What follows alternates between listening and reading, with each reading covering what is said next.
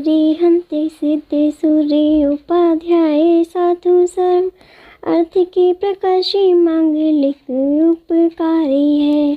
जिनको स्वरूप जान रागते भई जो भक्ति काहे को न माए स्तुति उच्चारी है।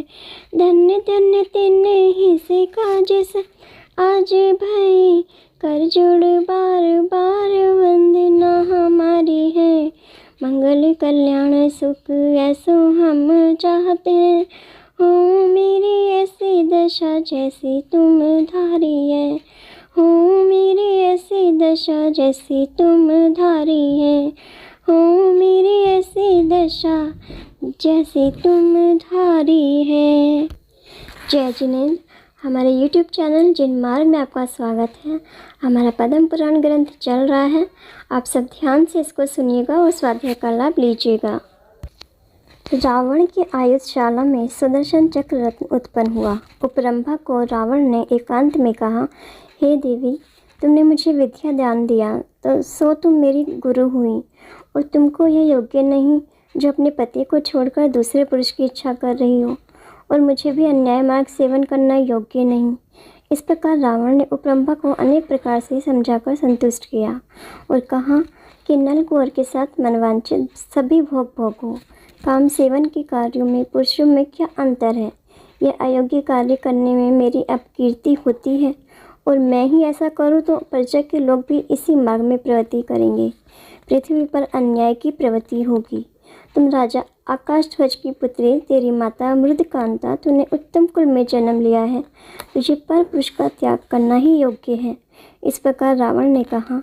तब उपरंभा ने लज्जा युक्त होकर अपने पति में संतोष किया, और नल कुंवर भी स्त्री का व्यभिचार नहीं जानकर स्त्री सहित सुख से रहता रहा। राजा नल कुंवर ने रावण से बहुत सम्मान प्राप्त किया। रावण की यही क्रिया है, जो आज्ञा मानते उनका सम्मान करते, जो आज्ञा नहीं मानते उससे युद्ध करते, और युद्ध में जो मर गया वह मर गया, और जिसको पकड़ लिया उसको छोड़ दिया। रावण ने संग्राम में शत्रुओं को जीतकर यश प्राप्त किया। अपनी बड़ी सेना से युक्त रावण बेताड़ पर्वत के पास जाकर ठहरे। तब राजा इंद्र ने रावण को अपने समीप आया सुनकर अपने निकट जो विद्याधर देव कहलाते थे उन सब में कहा, आप सब युद्ध की तैयारी शीघ्र ही करो, कहाँ विश्राम कर रहे हो? राक्षसों का अधिपति रावण आया है। ये कहकर इंद्र अपने पिता सहसार के पास सलाह करने गया। नमस्कार कर बहुत विनय से पृथ्वी पर बैठाकर पिता से पूछा, हे देव, शत्रु प्रबल है, अनेक शत्रु को जीतने वाला हमारे निकट आया है, सो हमारा क्या कर्तव्य है? हे तात, मैंने काम बहुत विरोध किया, इसका जन्म होते ही इसको मैंने नष्ट नहीं किया। कांटा उत्पन्न होते ही हाथ से टूट जाता है, परंतु कठोर होने के बाद चुभता है। रोग होते ही मिट जाए तो सुख होता है, रोग की जड़ फैल जाए तो कटना कठिन है। ऐसे ही शत्रु की वृद्धि न होने दे। मैंने अनेक बार उद्यम किया उनको नाश करने का, परंतु आपने मना कर दिया। मैंने उसे क्षमा किया। हे प्रभु, मैं राजनीति के मार्ग से विनती करता हूँ, रावण को मारने में मैं असमर्थ नहीं हूँ। ऐसे गर्व और क्रोध से भरे पुत्र के वचन सुनकर सहसार ने कहा, हे पुत्र, तुम शीघ्रता मत करो, अपने मंत्री श्रेष्ठ है, उनसे मंत्रणा करो। जो बिना विचारे कार्य करता है उनके कार्य सफल नहीं होते हैं। कार्य सिद्धि का निमित्त केवल पुरुषार्थ ही नहीं है।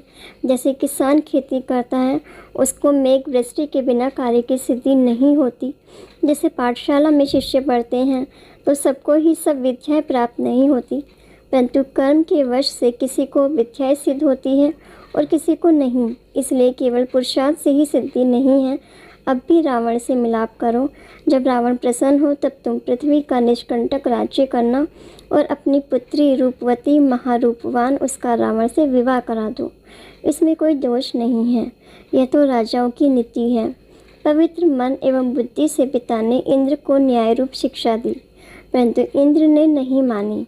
क्षण मात्र में क्रोध से नेत्र लाल हो गए, पसीना आ गया। तब महाक्रोध रूपी वाणी से कहता है, हे पिता, मारने योग्य वह शत्रु उसे पुत्री कैसे दी जाए? जैसे जैसे उम्र बढ़ती है वैसे वैसे बुद्धि क्षय होती है। इसलिए आपने यह बात योग्य नहीं कही। आप ही बताओ, मैं किससे कम हूँ? मेरे कौन सी वस्तु की कमी है जो आप ही ऐसे कायर वचन कहते हो? जैसे सुमेरु पर्वत के चरणों में चांद सूर्य लगे रहते हैं, तो महासुमेरु दूसरों के सामने कैसे झुकेगा? वह रावण पुरुषार्थ से बलवान है, तो मैं भी उससे ज़्यादा बलवान हूँ। भाग्य उसके अनुकूल है।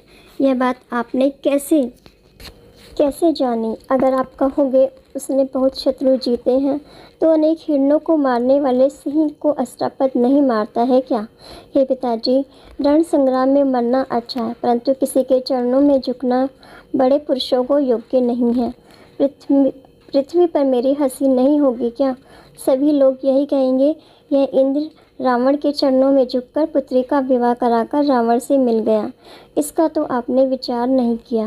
विद्याधर पढ़ने से हम और वह बराबर है, परंतु बुद्धि पराक्रम में वह मेरे बराबर नहीं है।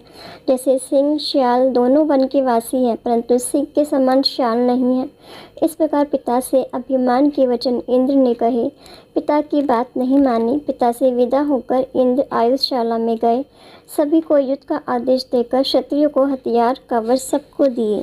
अनेक प्रकार के युद्ध के बाजे बजने लगे। दोनों सेनाओं में शब्द होने लगे। हाथियों को सजाओ, घोड़ों के प्लान कसो, रथों के घोड़े जोड़ो, कवच पहनो, खड्ग एवं धनुष बाण लो, सिर पर टोप रखो, शीघ्र ही खंजर लाओ इत्यादि शब्द देव जाति के विद्याधरों एवं राक्षस जाति के विद्याधरों में हुए। सभी योद्धा क्रोध को प्राप्त हुए।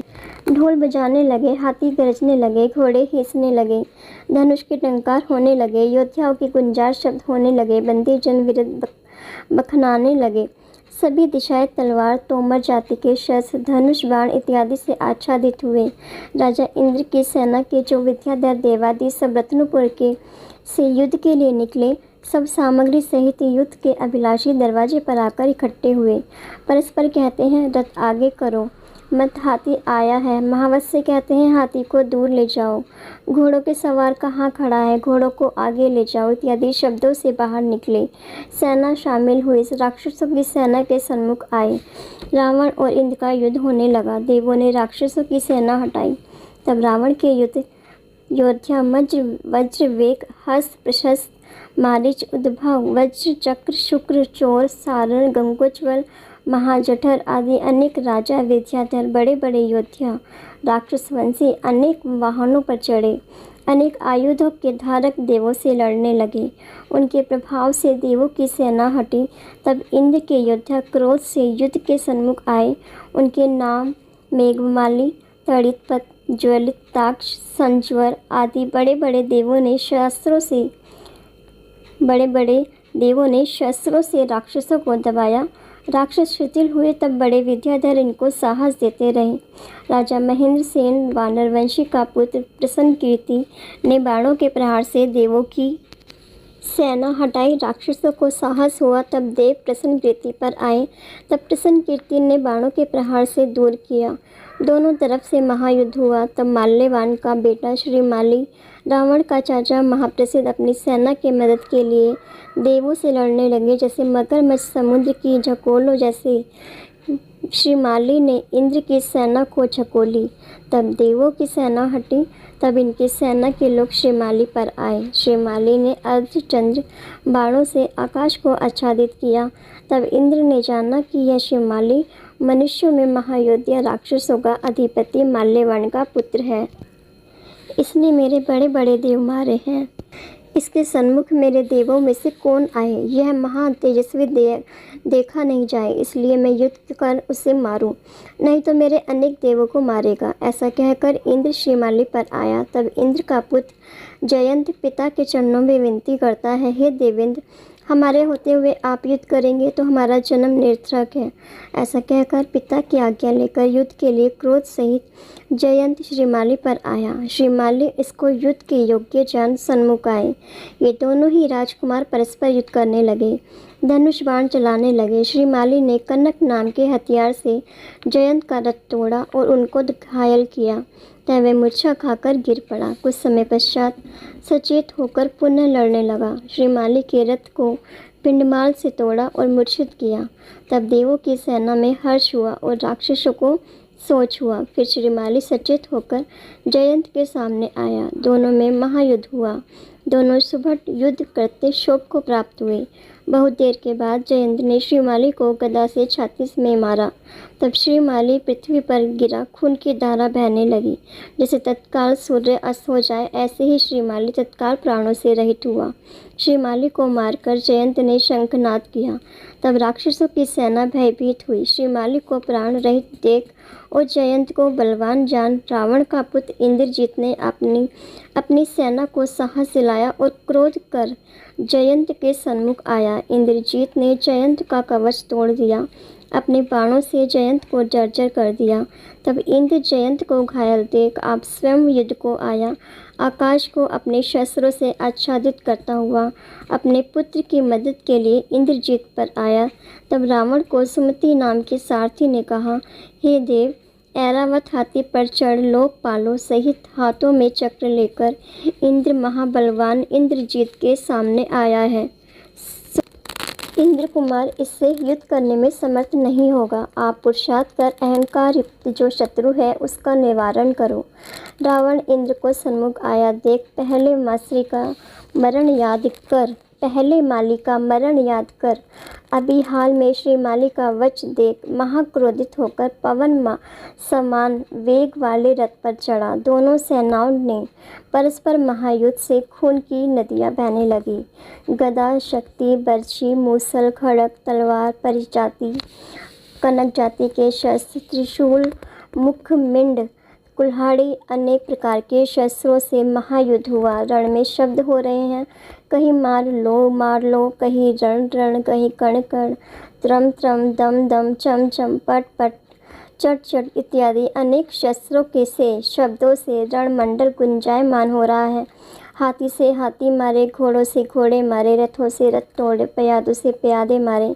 परस्पर गज युद्ध कर हाथियों के दांत टूट पड़े, गजमोती बिखर गए। कोई कहता है, शूरवीर अस्त्र चलाओ, क्यों कायर हो रहे हो, हमारे से युद्ध कर, खड़ कर प्रहार देख, यह मर गया तो अब कहाँ जा रहा है।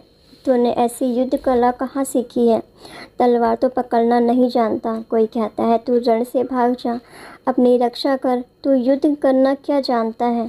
तेरा शस्त्र मेरे को लगा तो मेरे युद्ध की खाज भी नहीं मिटी।